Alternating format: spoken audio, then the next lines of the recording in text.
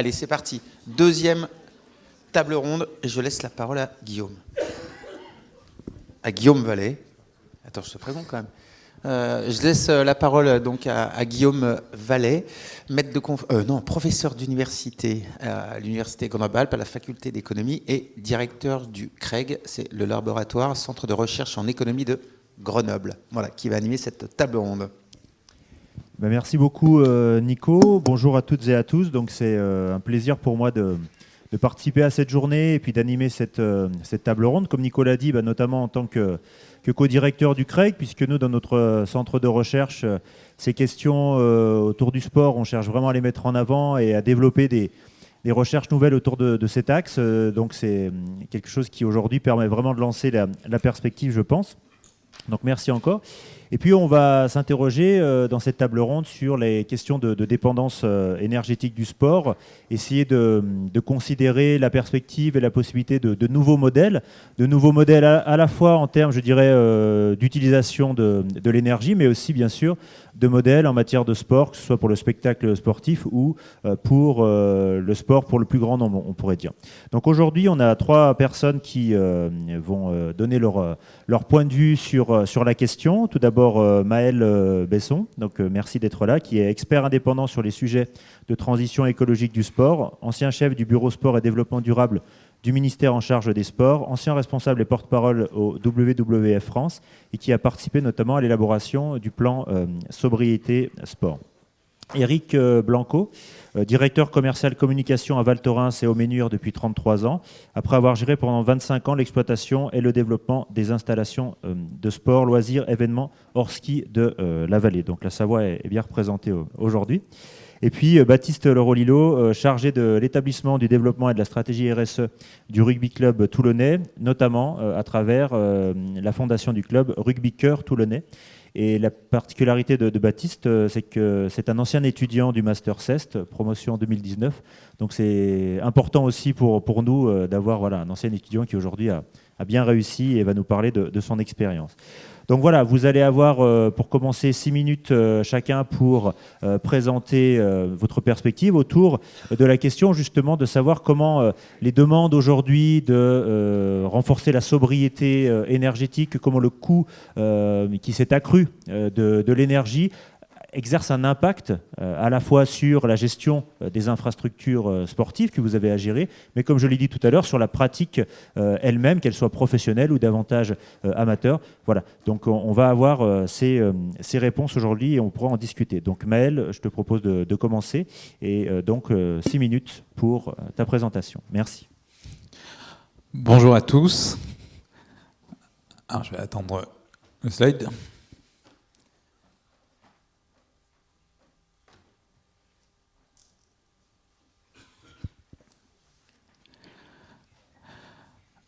La petite zapette, le chrono, c'est parti.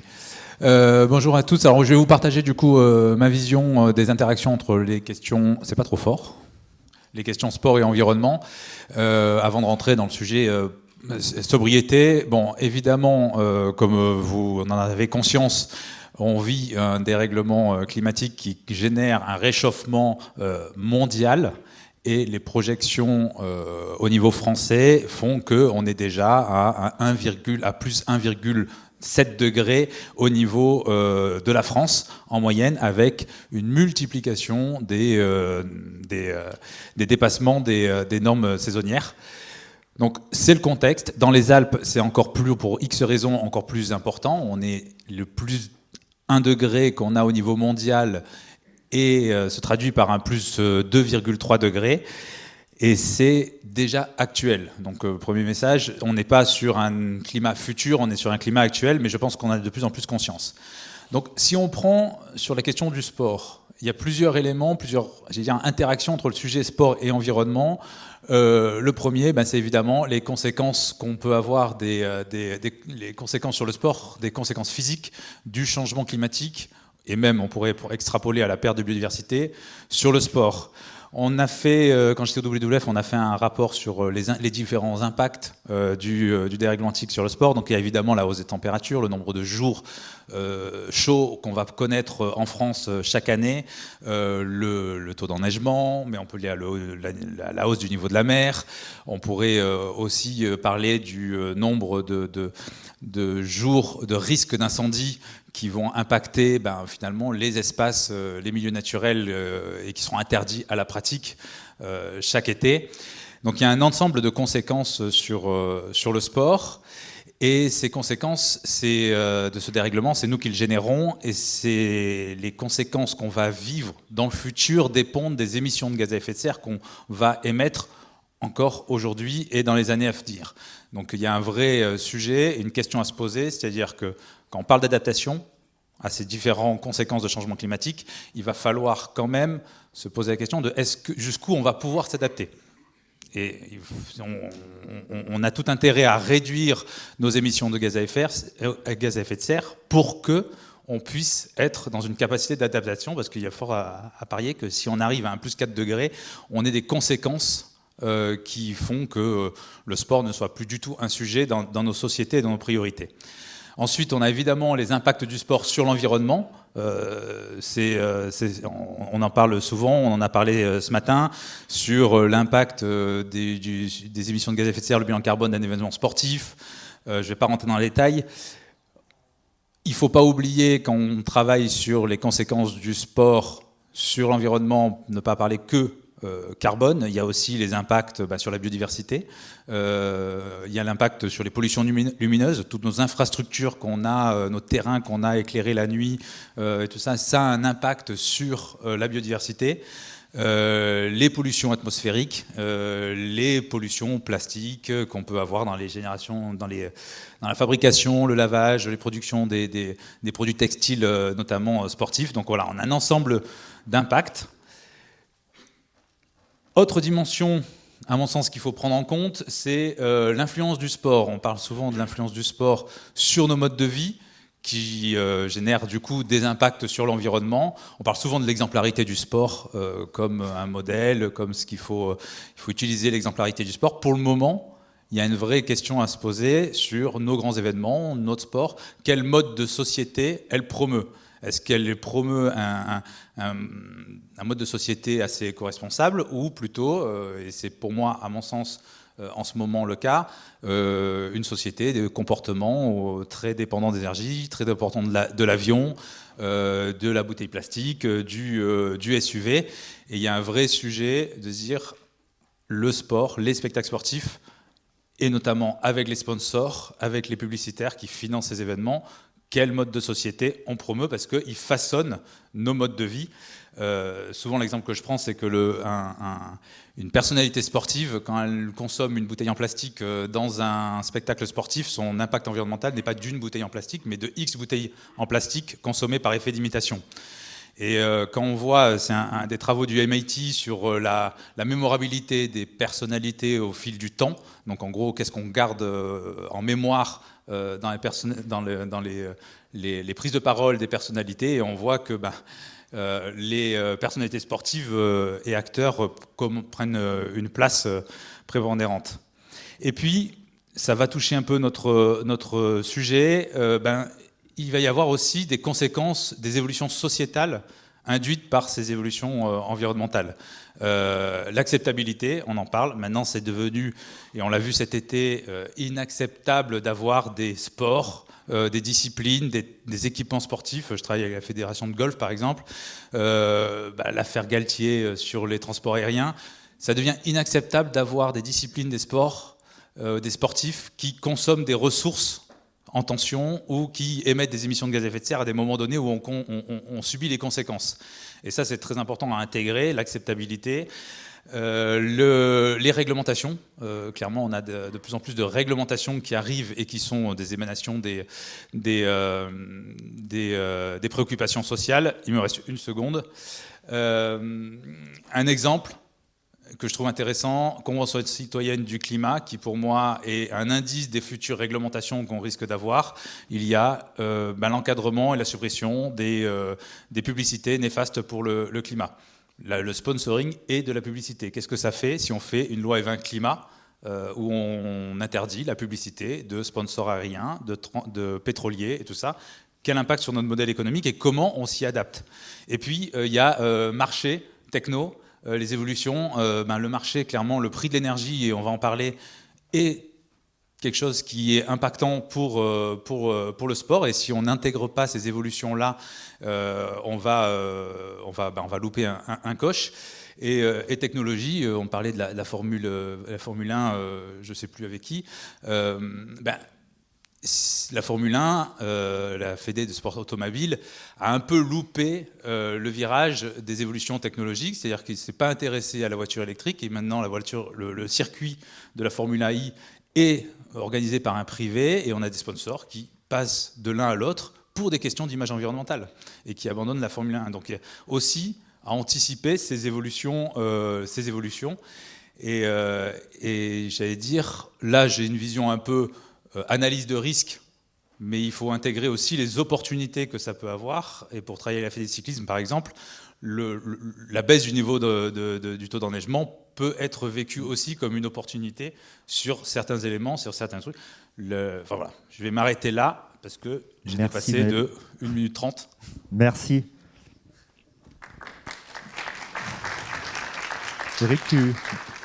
Donc, Eric Blanco va prendre le relais, donner la deuxième présentation.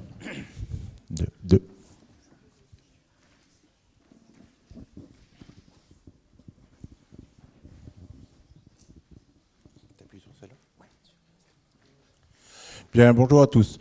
Donc moi, je vais vous présenter un établissement qui s'appelle le Board et puis son évolution, qui est le plus grand complexe sportif, loisirs et maintenant séminaire d'altitude d'Europe. Et ça depuis 1981. Donc un peu d'histoire.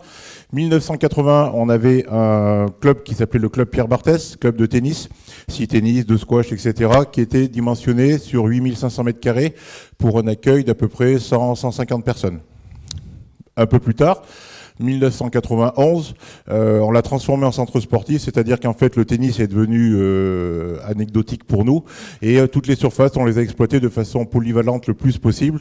Et l'établissement, quand il a fini, je dirais, quand on a commencé les travaux du board qui a pris la succession maintenant, puisqu'on a rasé le bâtiment, on en a fait un neuf, lui était passé de 13 000 personnes à l'année à 400 000 personnes, ce qui est beaucoup plus, où il y avait beaucoup plus de monde et c'était beaucoup plus actif. Voilà.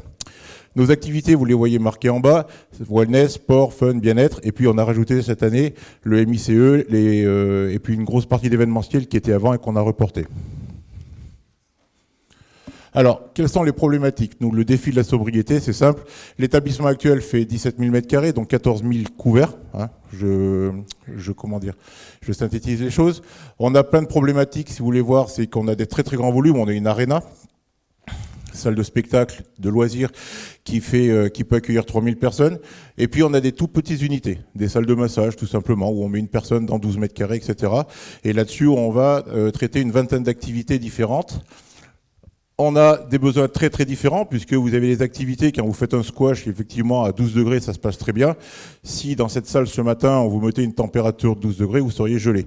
Donc voilà, on doit traiter un peu tout ça de façon différente, et ce qui nous pose beaucoup de sujets. Des grandes amplitudes horaires, on ouvre à 9h le matin, on ferme normalement à 21h, quand on a une soirée, on ferme à 1h du matin, etc., 7 jours sur 7. Des fréquentations très irrégulières. Pourquoi?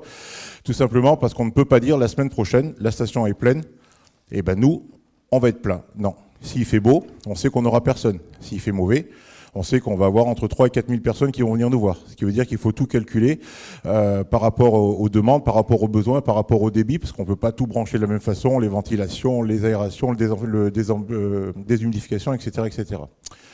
Donc, on va traiter à peu près 3 fils conducteurs. Il y en a un qui a disparu. Tout d'abord, la satisfaction du client. C'est quand même le principal, je dirais, malgré tout. Ce qui paraît évident, mais qui ne l'est pas toujours, puisque derrière, il y a souvent des questions d'argent. On n'arrête pas d'en parler là, effectivement, avec pourquoi faire de l'événementiel, etc., etc. Donc la satisfaction du client, pour nous, c'est le principal. Il faut absolument que le client qui rentre ressorte content. Et l'attente du client, du même client, sur une prestation, un jour de beau temps ou un jour de mauvais temps, elle est opposée à 100%. Donc à nous de nous adapter.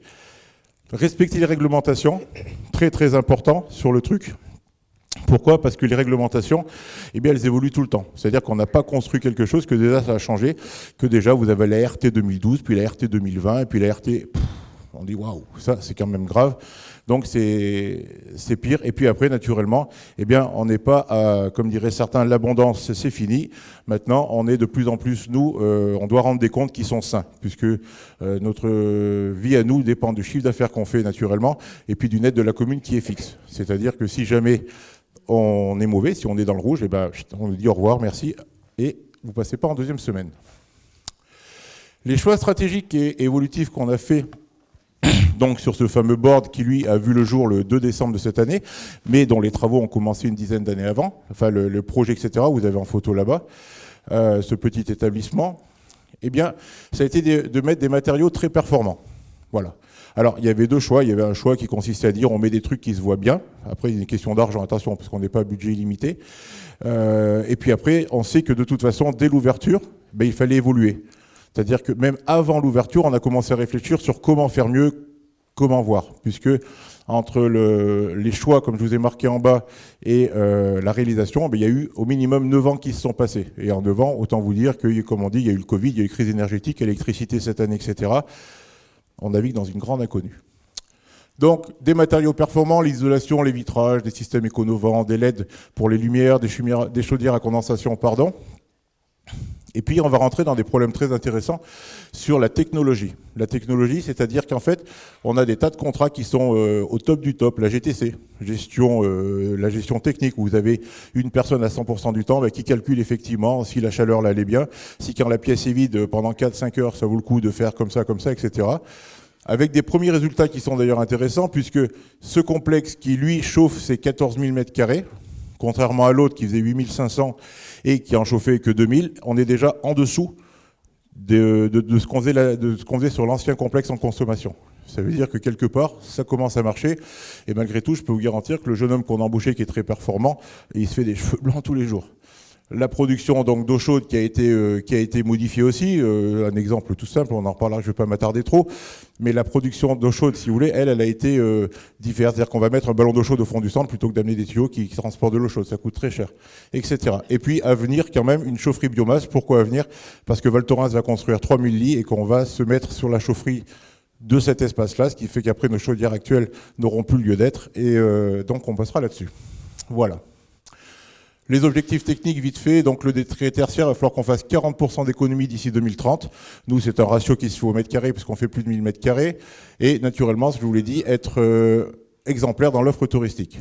Les chantiers en cours, on va effectivement, on l'a pas eu, et c'était un choix, parce que c'est plus facile de mettre du photovoltaïque après que de changer des vitrages ou que de mettre des installations internes dans un bâtiment neuf. Donc le voltaïque est en train de voir maintenant son truc. On fait des études donc, sur la déstratification de l'air. C'est tout simple. C'est plus quand vous faites de la chaleur, elle va au plafond. Et les gens qui doivent avoir chaud, ils sont au sol. Donc on va renvoyer l'air chaud vers le bas. Et puis on a une veille technologique permanente. Et on a surtout, on va y arriver, une formation de nos équipes à la sobriété énergétique. Grand mot. Alors, qu'est-ce que l'avenir ? Eh bien, l'avenir, c'est la gestion des ressources humaines. C'est-à-dire que, comme je vous l'ai dit, on va essayer de former nos équipes. On parle de choses très importantes, de choses, je dirais effectivement, qui sont toutes de grande valeur.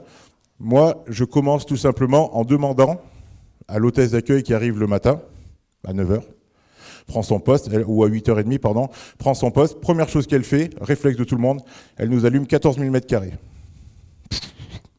Parce que pour boire le café, c'est très très important. Vous prenez un maître nageur qui rentre, c'est des exemples, hein, on ne peut pas les critiquer, on est tous pareils. Première chose qu'il fait, il allume tous les saunas, les hammams, etc. En gros, il nous met 200 kWh en route, puis il va se changer. Pendant 1 heure, 2 heures, ça dure. Voilà. Ça, c'est la formation de nos équipes. Avec une difficulté, c'est qu'on a beaucoup d'équipes. Bon, on en a naturellement des fidèles, mais on a beaucoup de nouveaux qui viennent travailler avec nous 4 mois ou 5 mois l'hiver, et puis 2 mois l'été. Autant dire que quand vous avez fini de commencer à leur faire comprendre quelque chose, ils partent en vacances. Et la gestion de la clientèle, alors ça c'est un défi qui est très très intéressant et ça me rappelle, ça c'est un truc que des sociétés font depuis très très longtemps, c'est en fait comment faire adopter à notre clientèle sur le terrain, j'ai fini, notre clientèle sur le terrain, nos nouvelles propositions de façon naturelle. En clair, on va vous changer vos habitudes, on va vous proposer des activités différentes, mais on ne va pas vous restreindre et on va vous faire que c'est vous qui allez être content qu'on ait changé nos trucs de façon, je dirais, éco-responsable ou ce qu'on veut, parce que vous êtes en vacances et que l'important, eh bien, c'est que vous en profitiez et que nous, on économise et qu'on agisse pour la planète. Voilà, j'ai un peu dépassé. Merci beaucoup Eric. On passe à la dernière présentation donc, de Baptiste Leroux-Lillo.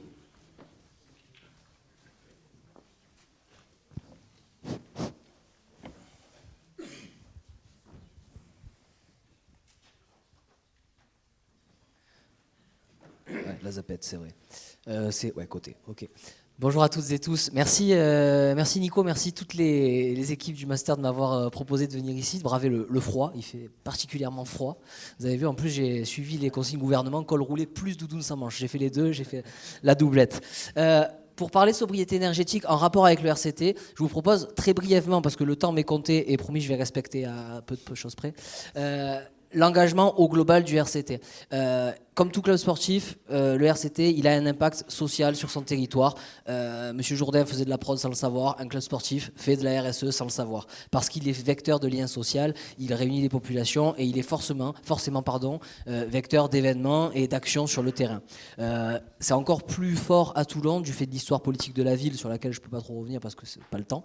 Mais on a un ADN, un socle un petit peu social. À cet ADN social, on y ajoute un ancrage local parce qu'on est le club principal de notre territoire, donc on est très ancré territorialement, et aussi l'évolution du sport pro qui se professionnalise de plus en plus et qui donc développe de nouvelles activités et qui donc développe une politique RSE forcément en venant. Cette politique RSE, pour qu'elle soit claire et concise, il faut qu'elle repose sur des axes. Et ces axes-là, très brièvement, l'insertion, du fait de notre ADN social, la solidarité, du fait du rayonnement, de la notoriété du club sur le territoire et ailleurs, on se doit de mettre en avant certaines causes, les Restos du Cœur, Octobre Rose, Movember.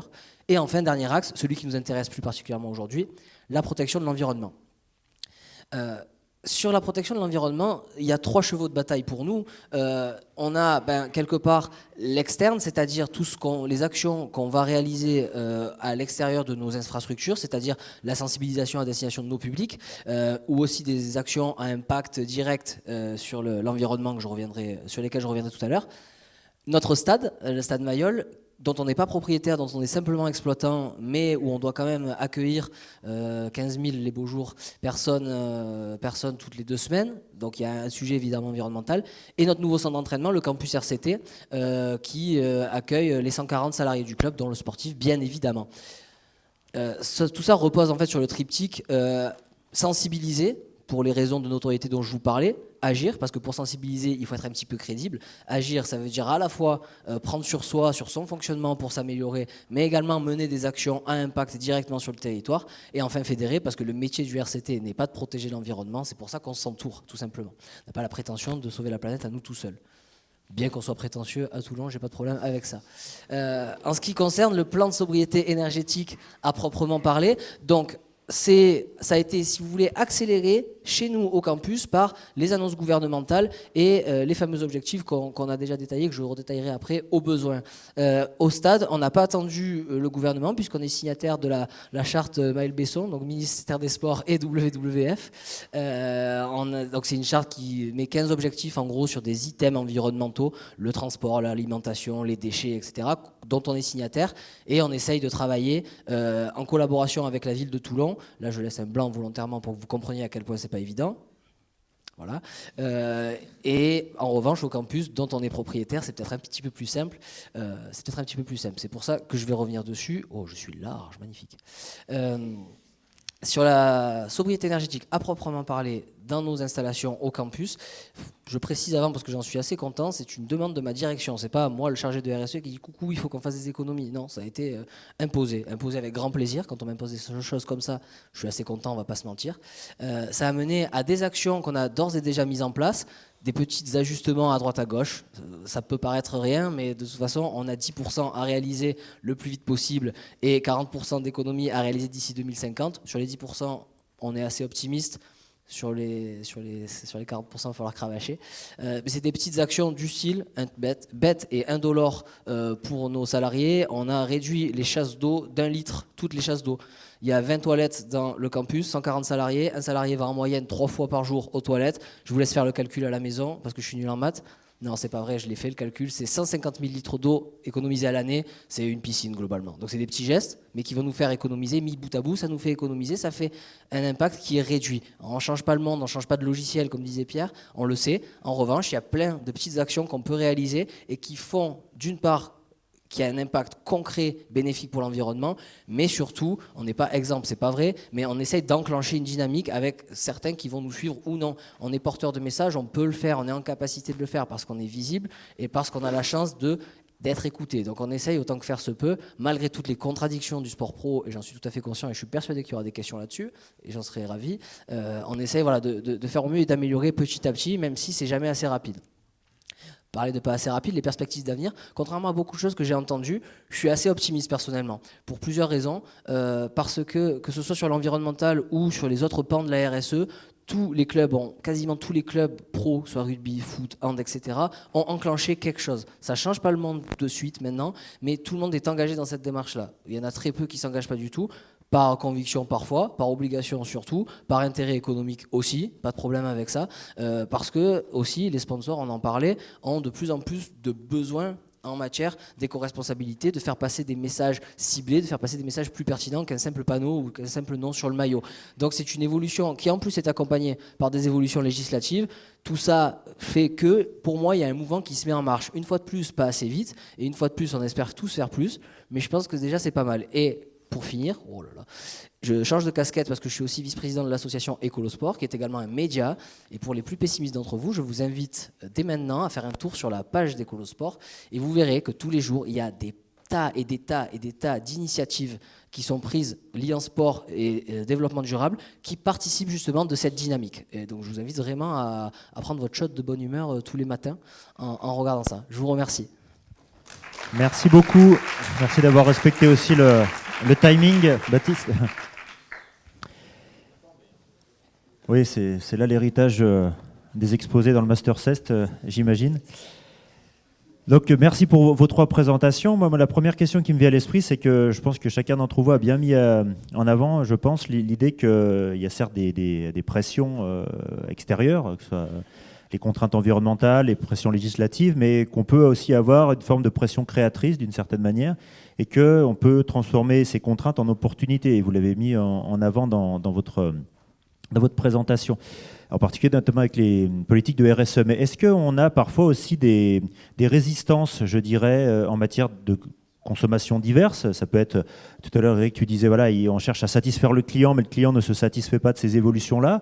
Il peut y avoir des facteurs aussi dans le monde professionnel en disant, finalement, les supporters ou même les joueurs eux-mêmes ne veulent pas suivre le mouvement. On avait l'exemple par la tour du foot, mais quand Galtier avait pris la parole, ça avait fait rire Mbappé. Il y a eu beaucoup de débats entre les supporters. Certains disaient, oui, ils ne prennent pas à la mesure de l'événement ce qui doit être fait. Les autres disaient, non, c'est pas très grave, etc.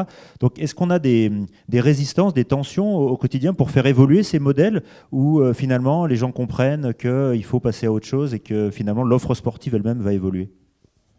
Il y a une résistance à laquelle on pense spontanément qui a tempéré pour moi, c'est le financier.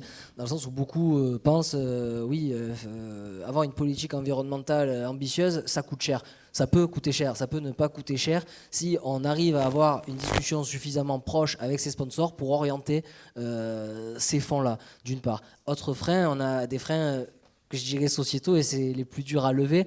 Un exemple tout bête, on a mis en place une plateforme de covoiturage gratuite, un Blablacar pour le stade, qui s'appelle Stadium Go, à disposition de nos supporters, depuis 3 ans maintenant. Malgré le fait qu'on communique dessus, qu'on donne des avantages, aucune utilisation, 0. Donc certainement qu'on communique mal dessus, il faut reconnaître aussi notre erreur, mais il y a aussi des freins de parfois, les gens s'en foutent tout simplement. Et notre but, c'est de faire en sorte que ce ne soit plus le cas. Je vais continuer, effectivement, c'est... ce qu'on a noté, nous, quand je vous parle de formation des personnes, etc., il y a ce qui vous appartient, ce qui vous coûte directement, et il y a ce qui ne nous coûte pas. On ne roule pas de la même façon avec une voiture de location et avec sa voiture personnelle, par exemple, tout simplement. On n'utilise pas des installations sportives de la même façon si c'est son terrain chez soi, sa table de ping-pong, ou si c'est une table de ping-pong ailleurs. Et pour les employés et pour les touristes, c'est la même chose. Ce qu'on doit dire, c'est pas qu'il y a une réfraction, un truc réfractaire de la part du client. Le client qui vient une année, qui va vous payer 15 € une entrée pour une activité que je ne veux même pas citer, ne comprendra pas que l'année suivante, il va payer 15 €, voire 16, parce que tout augmente, et que, à la limite, cette activité, on va dire, vous allez rire, mais là, maintenant, je dis n'importe quoi, avant c'était durée illimitée, maintenant c'est que 2 heures. Il va pas comprendre.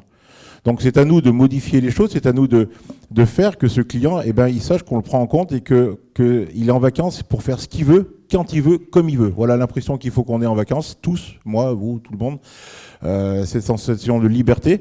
Et en face, c'est à nous de contrôler les choses. Vous faites un buffet, nous on en fait de temps en temps des cocktails, etc. Il y a des façons de faire des cocktails où on va jeter 50% de ce qui est fourni. Et puis d'autres façons où les cocktails sont beaucoup plus jolis, mieux décorés, etc.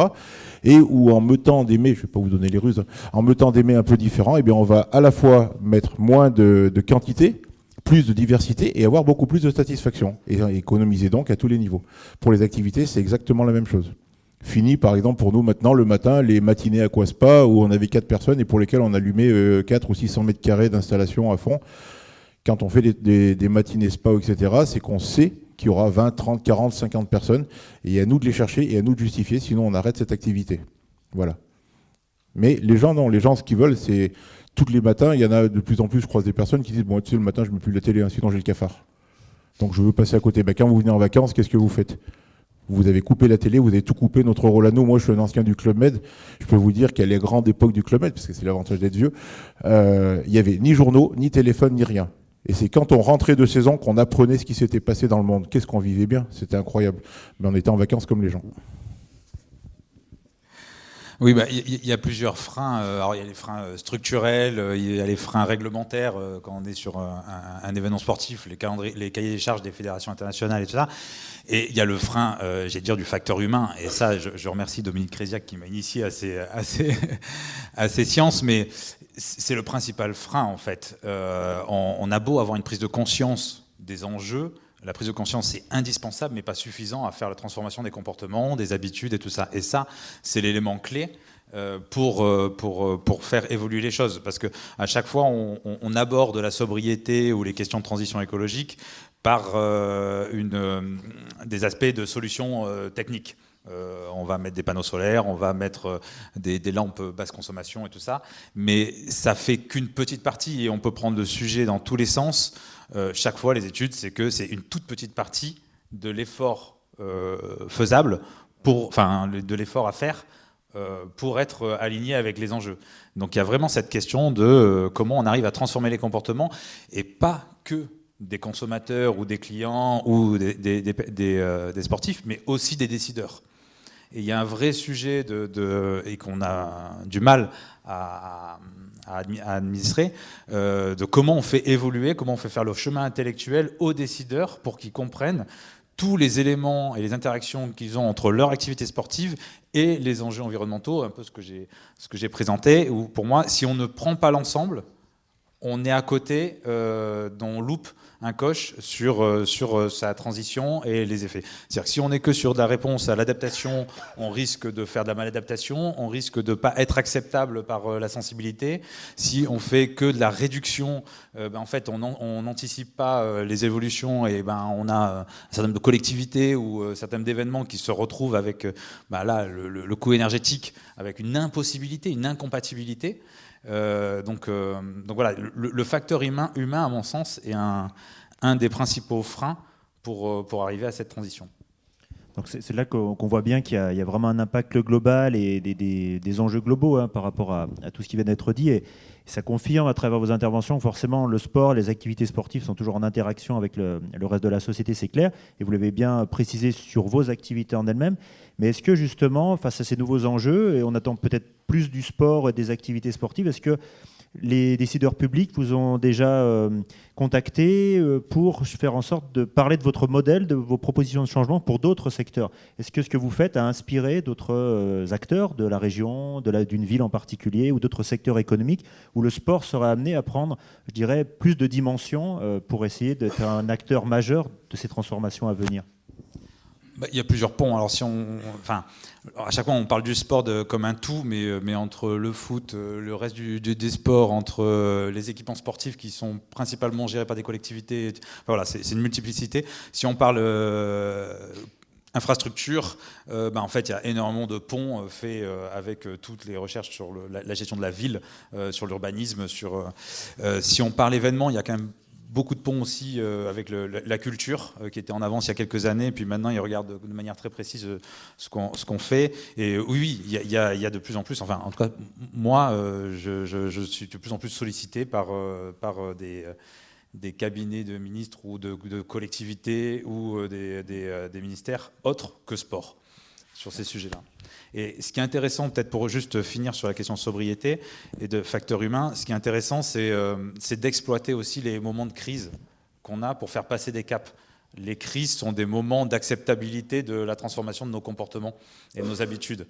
Et c'est les coronapistes pendant la crise Covid.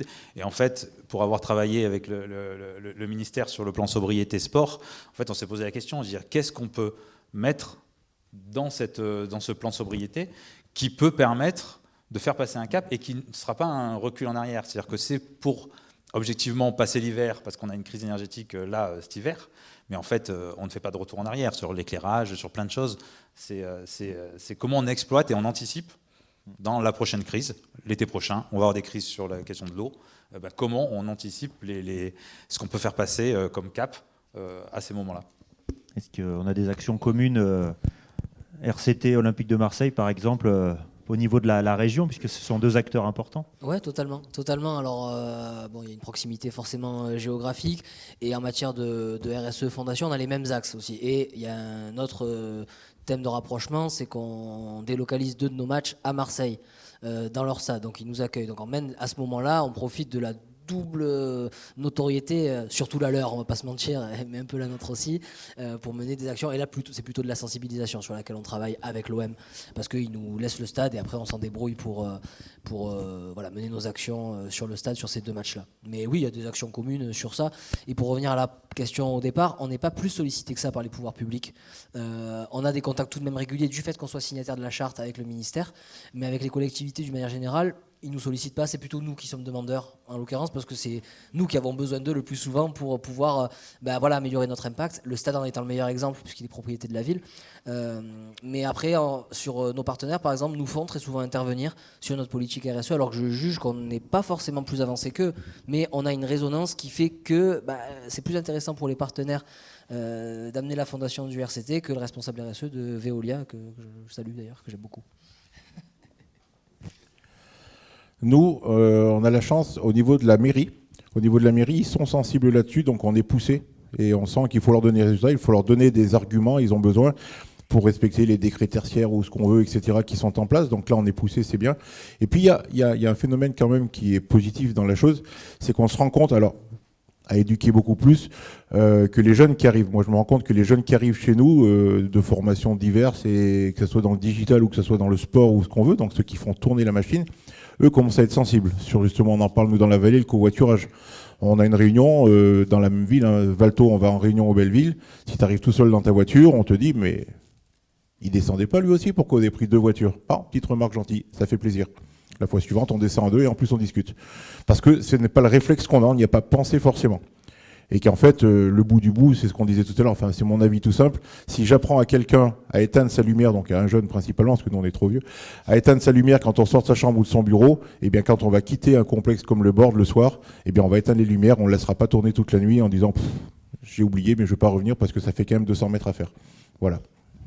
Ok, très bien, merci beaucoup pour vos réponses. Donc on va peut-être passer aux questions du public.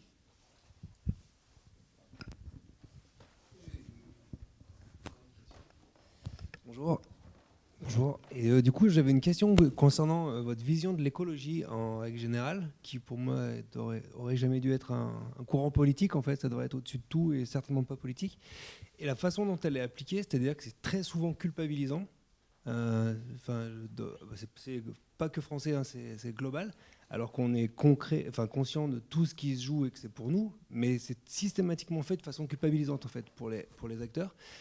Et à mon sens, 80%, enfin je dis n'importe quoi en termes de pourcentage, mais le civisme résoudrait déjà une grande partie des problèmes d'écologie, que ce soit du tri volontaire, que ce soit le gaspillage d'eau, que ce soit tout un Comment est-ce qu'on l'aborde ça? Quand on n'est que dans l'urgence d'amener des solutions sur des matériaux, sur des LED, des vitrages, des choses comme ça, mais que le B.A.B.A. n'est pas là, et que comment est-ce qu'on intervient sur ce B.A.B.A. là en fait? C'est-à-dire de comprendre et d'expliquer quand les gens qui nous représentent ou qui sont censés donner l'exemple, en fait, le font pas, et ni d'un point de vue éducation, ni d'un point de vue moralité. Si j'avais la solution miracle, je l'appliquerais, mais il y a déjà des pistes. C'est des mesures qui sont indolores à ceux qui les appliquent. Je parlais de la chasse d'eau tout à l'heure. C'est une petite mesure. Ça, je vous garantis que les toilettes du RCT sont propres. Il y a pas... voilà, donc c'est par plein de petites mesures qui sont indolores, voire ce qu'on appelle des quick wins. Notre traiteur en loge, par exemple, on a fait un truc tout bête, c'est qu'aujourd'hui, il sort petit à petit les différentes denrées. Ce qui fait qu'une fois que c'est pas sorti, on peut encore ensuite le reconserver, le réutiliser une autre fois. Donc on a évité le gaspillage. Nous, on gagne de l'argent, clairement. Le client, s'il redemande, on ressort OK, mais sinon, il est arrivé à satiété, il n'y a plus besoin. Voilà, c'est par des petites victoires, entre guillemets, indolores, qu'on avance sur ça et qu'en effet, on sort un peu de cette idée de punition, quoi. Mais une fois de plus, ça fait pas tout. Faut que ça soit naturel, en fait. C'est ce qu'on disait, si les parents disent aux enfants, quand tu sors d'une pièce, tu l'éteins, quand il va être au travail quelques années plus tard, il va sortir d'une pièce, il va l'éteindre, ou quand il sort d'un véhicule, il coupe le moteur, etc., etc. C'est exactement le même travail, c'est un véritable travail de fourmi, de sensibilisation. Et puis après, il faut tolérer. Moi, si je suis pas parfait, si je fais une erreur, je vous garantis que les gens de mon équipe me le disent, en disant, c'est bien, tu dis ça, mais tu le fais pas. Hop, excusez-moi. Voilà. Puis après, il y a toutes les ruses qui sont, entre guillemets, anecdotiques. T'as pas éteint, tu payes le café, etc. Bon, ça, c'est autre chose. Mais je pense que nous, on le voit avec ce travail, en ayant, je vous dis, le gros problème que nous, on change 80% de nos équipes tous les 4 mois, tous les 2 mois, etc. Donc, on a des personnes nouvelles à qui il faut apprendre. Et on voit quand même des différences, parce que nous, on embauche des gens de 5, 6, 7, 8, 10 nationalités différentes. Suivant les pays, on voit déjà qu'il y a des pays qui sont bien en avance, et puis d'autres qui sont, par contre, beaucoup plus en retard que nous là-dessus. Plusieurs éléments de réponse pour moi. Alors, l'écologie doit forcément rentrer dans les politiques publiques. Donc après, est-ce qu'il faut que ça soit un parti politique? Ça, c'est un autre débat. Mais pour moi, c'est forcément dans le côté science politique, comment on organise la vie de cité, un élément qui doit être pris en compte dans la politique de manière générale. Après, sur la question culpabilisante, en fait, est-ce que c'est le discours ou est-ce que c'est les faits qui sont culpabilisants? Parce qu'en fait, de manière le plus factuelle possible, en regardant les choses, le fond du problème, c'est que nos modes de vie, ce à quoi on s'est habitué, est trop impactant par rapport aux limites planétaires. Donc en fait, c'est pas une question de discours, c'est une question de fait. Et nous, êtres humains, on revient sur les sciences comportementales, on a horreur qu'on nous dise ce qu'il faut pas faire. On a horreur qu'on nous remette en question ce pourquoi on s'est toujours battu, de travailler toute sa vie pour avoir accès à une maison avec un petit jardin. En fait, c'est compliqué quand on dit ce n'est pas viable en point de vue d'étalement urbain et d'artificialisation des sols, si tout le monde fait ça. Et en fait, c'est cette remise en question-là qui est ultra culpabilisante, mais elle est presque factuelle en fait. Donc maintenant, c'est comment on fait pour passer d'un truc en disant oui, il faut réduire et avoir quelque chose, même le mot sobriété, qui n'est pas très attractif d'ailleurs, sur le GIEC ne parle pas de sobriété, mais de suffisant, de sufficiency. En gros, de ce qui est suffisant pour être heureux et tout ça. Donc pour moi, il y a des travaux que je trouve intéressants, c'est s'interroger en fait, qu'est-ce qu'on va chercher, de quoi on a besoin profondément. Alors on va prendre le sport, de quoi on a profondément besoin. Qu'est-ce qu'on vient chercher quand on va sur un spectacle sportif, quand on va sur une discipline? Et sur les événements sportifs, c'est quoi? C'est la communion, l'effervescence, le spectacle, les émotions et tout ça. Est-ce que tel événement, c'est la seule manière de répondre à ce besoin-là? Je ne suis vraiment pas sûr. Et finalement, quand on regarde, il y a beaucoup plus de manières de répondre aux besoins que ce qu'il y a de besoin. Et si on commence à se dire, en fait, ce qu'on veut vraiment, c'est garder l'effervescence. Et pour le coup, moi, je pense qu'il faut garder les événements sportifs. Ils sont cruciaux et il n'y a pas une société, une civilisation où il n'y a pas eu ces moments d'effervescence et de communion, qu'ils soient religieux, politiques et tout ça. Il faut Nous, notre culture est plutôt autour du sport, de la culture, donc il faut garder ces événements, ils sont fondamentaux pour la cohésion de notre société. Donc à partir de là, c'est comment on répond à ce besoin fondamental avec un modèle d'événement qui est compatible. Donc si on fait cet exercice-là, ben, en fait, ça ouvre vachement plus de portes, et tu te dis, ben, est-ce que des JO d'hiver, si je prends ce que je cherche, l'émotion et tout ça, ça doit rester des JO d'hiver et ce n'est pas des JO de montagne. Est-ce que clairement, l'émotion, l'effervescence, je ne l'aurais pas de la même manière devant du VTT de descente que du ski de descente?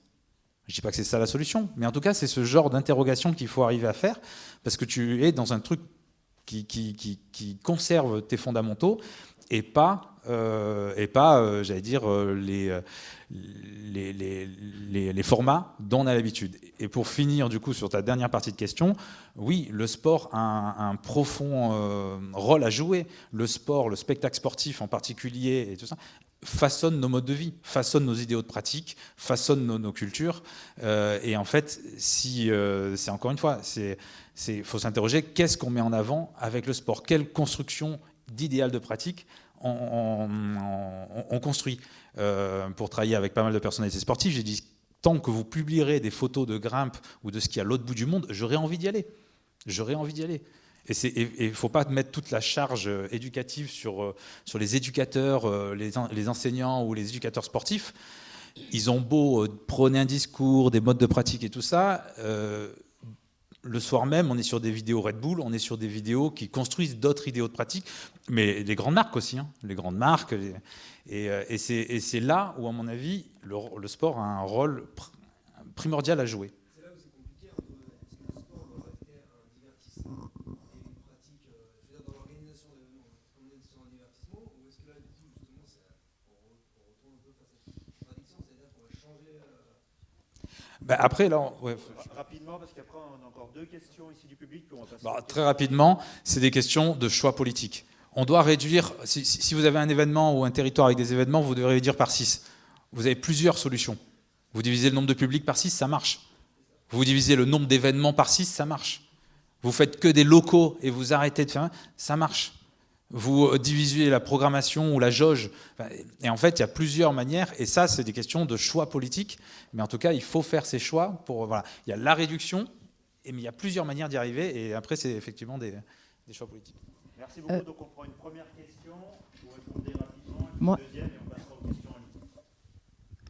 Merci. Françoise Lannoy, donc je suis adjointe au sport à la ville de Crolles. Je ne sais pas si vous connaissez.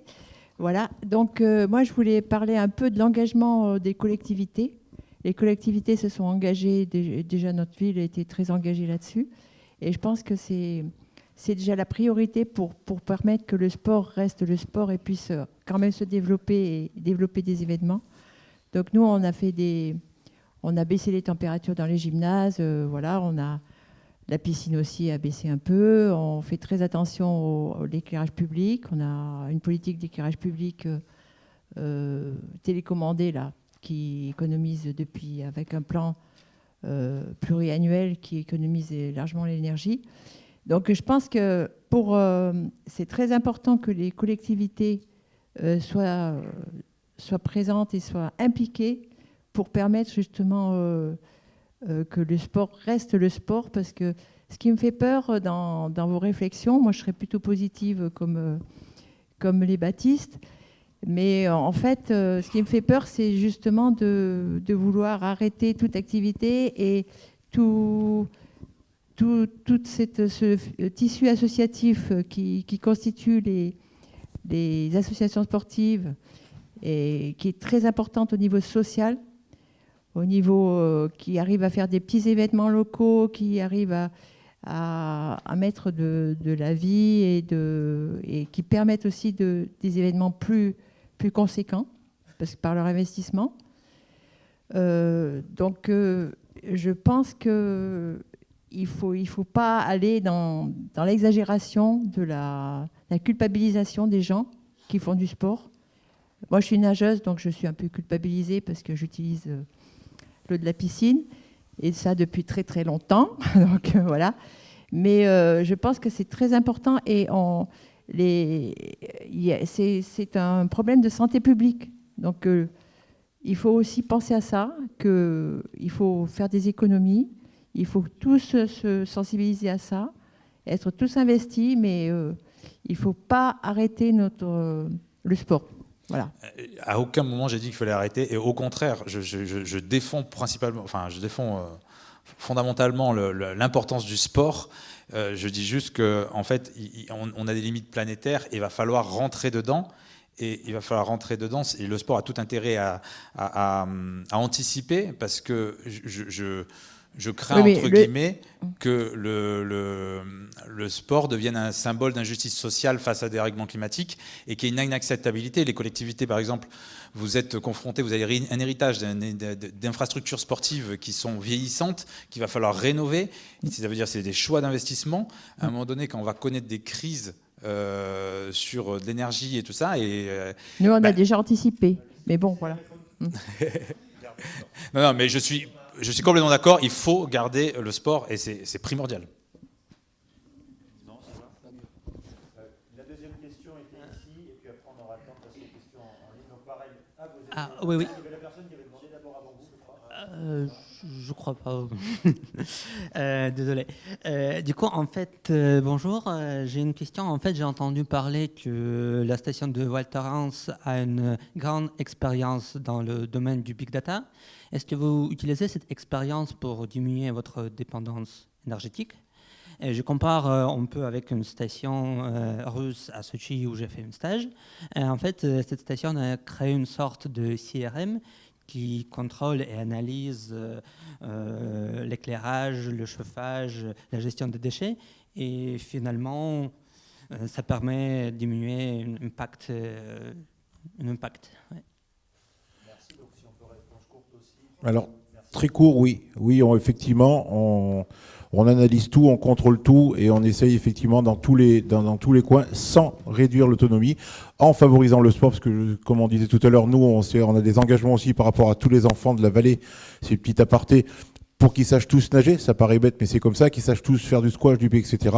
Donc c'est très important. Et malgré tout, en face, effectivement, comme Sochi ou comme beaucoup, eh bien, on analyse tout, qu'est-ce qu'on peut faire pour que l'image soit parfaite, mais que derrière, on économise beaucoup. Et c'est un travail de fourmi à un niveau technique très puissant, puisque les GTC et tout ça sont faits par des gens qui ont des gros niveaux de culture technologique, on va dire, et à un niveau très simple, le tout un chacun qui s'occupe de voir que bien chacun à son niveau, on peut couper l'eau. Voilà. Merci beaucoup Eric pour la réponse. Je ne sais pas si vous voulez réagir, c'était plus ciblé sur le Val Thorens, mais ça va. Donc on peut passer à la personne suivante. Oui, bonjour. Oui, Jérôme Mounier. Vous avez dit tout à l'heure que toute organisation sportive faisait de la RSE sans le savoir. Et c'est vrai qu'aujourd'hui, parce qu'on a une école de jeunes, parce qu'on a une pratique féminine, parce que pour tout un tas de sujets, on peut cocher des cases jusqu'à aller à la labellisation, à certaines labellisations. Est-ce que justement, il ne faudrait pas évoluer sur ces labellisations et aller vers des choses plus ambitieuses, plus discriminantes aussi, pour bien faire la part des choses entre les clubs ou les organisations qui vont capitaliser sur certaines choses qu'elles font déjà et celles qui ont une vraie démarche pour vraiment aller vers des améliorations ambitieuses? À titre très personnel, pour le coup, vraiment, ça n'engage que moi. Je ne suis pas plus favorable que ça aux labellisations. Je ne suis pas persuadé que ça apporte une plus-value monstrueuse à la manière dont les clubs organisent l'amélioration de leur impact. Je trouve que pour le coup, on a un outil qui est assez pertinent, qui n'est pas une labellisation, qui est cette fameuse charte pour le coup. Mais je pense que du coup, on tombe dans l'écologie non punitive et bénéfique. Il faut que ça devienne un avantage et que les clubs qui vraiment construisent quelque chose de cohérent, ou du moins qu'ils essayent, et vraiment engagés, bien que ça réponde à des problématiques, pas seulement de conviction et d'engagement, ça on est bien d'accord, soit avantagés. Mais je pense que ça va dans le sens de l'histoire, dans le sens où ça se fera un petit peu naturellement. J'en parlais avec les sponsors tout à l'heure, mais de plus en plus, les comportements changeant, pas tout seul, hein, c'est un travail de tout le monde, je pense que ça va devenir de fait un critère d'avantage pour les clubs qui vraiment s'investissent réellement, parce que des clubs ou des organisations d'ailleurs qui font du greenwashing à proprement parler, ça se voit à un moment donné. Le mensonge prend l'ascenseur, la vérité les escaliers. Sur ce plan-là, je pense que c'est vrai, honnêtement. Et ça sort sur des déclarations anodines. Voilà, l'histoire du char à voile en est un bon exemple, par exemple. Oui, bon, pour moi, il faut prendre les outils charte. Alors, évidemment, il faut aller de plus en plus loin, et c'est des outils juste transitoires. C'est-à-dire un secteur d'activité, comment on le fait passer de A à Z, et de A à B. Mais c'est vraiment ça. Et la charte, on l'a construit comme ça. C'est à un moment donné, la norme pour être éco-responsable d'un événement, c'était de mettre des éco-cups il y a quelques années. Maintenant, c'est d'avoir des actions sur les 15 engagements. Et il va falloir aller plus loin. Et c'est comme ça qu'on fait évoluer un secteur d'activité, en faisant changer ce qui est normal d'être fait, ce qui est attendu. Alors personnellement, je suis comme Baptiste, c'est très personnel. J'aime pas les labellisations, j'aime pas les choses comme ça, tout simplement parce que c'est pour moi très souvent un moyen de se cacher derrière des papiers, des choses comme ça qui sont pas forcément adaptés au cas par cas. Et on a vu des aberrations dans plein de domaines, et je préfère effectivement mettre en place des chartes, des procédures qui sont adaptées, qui concernent les gens et dans lesquelles les personnes se retrouvent. Et on est beaucoup plus efficace là-dessus que quand on voit passer, comme j'ai vu passer une année, un membre imminent de Jeunesse et Sport, et qui au bout de 30 secondes va jeter les dossiers parce qu'il a vu que c'était stupide, et il est parti en courant, il a démissionné dans le quart d'heure qui suivait après 30 ans d'ancienneté. Voilà. Donc je pense que le terrain, le concret, et comme on dit, c'est les personnes qui font tout. À nous de les éduquer et à nous de les briefer. Juste une petite nuance quand même que j'aimerais apporter sur la labellisation. Je dis pas que c'est inutile à 100%, parce que pour certains clubs, c'est très adapté. Ça permet de définir un cadre quand on part de zéro ou presque. Une labellisation donne un début d'objectif. L'avantage de la charte, par exemple, c'est des objectifs qui sont chiffrés et précis et timés. Je veux dire, en année 1, il faut faire moins tant de % de consommation hors de ta région. Année 2, un peu plus.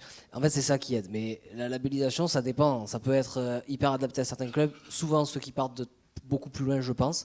Ça donne un cadre, mais pour moi, ce cadre-là, il n'est pas suffisant. Il n'est pas assez... Coercitif ne serait pas le mot, mais il n'est pas assez encourageant, on va dire. C'est une petite nuance que je voulais apporter quand même. Oui, ce côté charte chiffrée, objectif chiffré, où on met des seuils, c'est l'élément, quand je parlais des chartes ou des labels, pour moi c'est ça, c'est les objectifs qui font que maintenant la normalité c'est qu'on va avoir 50% de consommation locale ou tant de pourcents de transport en commun pour les spectateurs. Alors je me tourne vers Clément, puisqu'on a une question en ligne. Effectivement, Victoria qui demande pour Baptiste, qu'en est-il du futur projet du RCT pour le Congrès pour l'environnement ? Je ne sais pas. Je ne sais pas. Bon, c'était bien. Brève question, brève réponse, et ça nous fait gagner du temps. Et je ne sais pas, désolé, vraiment. Et une deuxième question de Gaëtan. Est-ce que la priorité n'est pas de changer la mentalité des clients plus que de répondre à tout prix à sa satisfaction qui peut entraîner des non-sens écologiques ? Ouais, c'est plutôt toi qui as parlé de client. C'est simple. En fait, le client est d'un côté une fois client, il est une fois acteur. Donc c'est la même personne pour moi. Donc en fait, c'est la mentalité générale qu'il faut changer et on comprendra tout. Voilà. Il faut qu'on ait l'impression d'avoir ce qu'on veut et il faut qu'en face on donne ce qu'on attend. Ça paraît un peu flou, mais c'est pourtant l'idéal. Quand vous invitez quelqu'un chez vous, vous essayez de lui faire plaisir et ça sera souvent des petits détails. Ça peut être une éducation, mais quand vous allez chez lui, c'est la même chose. Donc les rôles sont on est un coup d'un côté de la banque et un coup de l'autre côté de cette banque.